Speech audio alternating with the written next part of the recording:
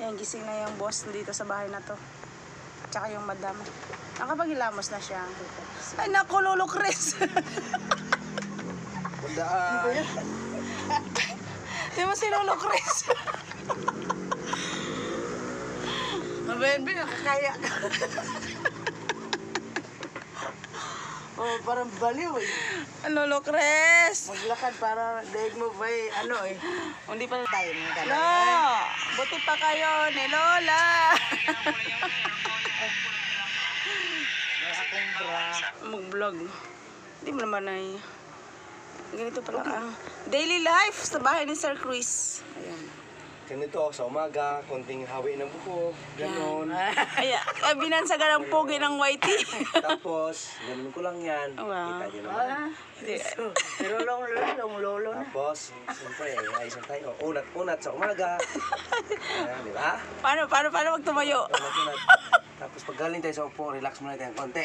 Hinga muna tayo ng konti. Oo, yung ano ko. Pahinga daw konti. Hinga konti. Pag tayo niyan, ganon tayo, galit na. Hindi makatuwid. Di ba? Oo. Siyempre, unat-unatan lang natin yan.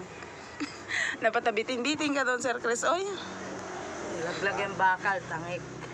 hindi niya kaya, no? Okay. Okay na. So ngayong umaga, ang routine po natin ay bibili ng pandesal.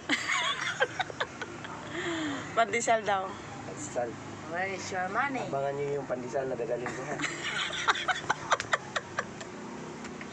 Pandesal daw. Sige. Ito na ako. May dala na akong pandesal. Ayan po, pandesal. Pandesal sa umaga. Ayan na po. Lo, ano? Sumisikip tayo sa daan. Ito po yung aking extra. Ano ba yan?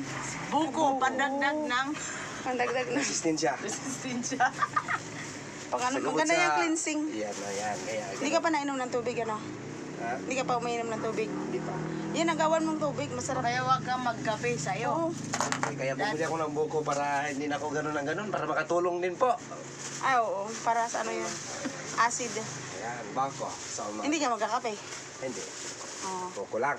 Buko na Solve lang. na. Kaya, peace out!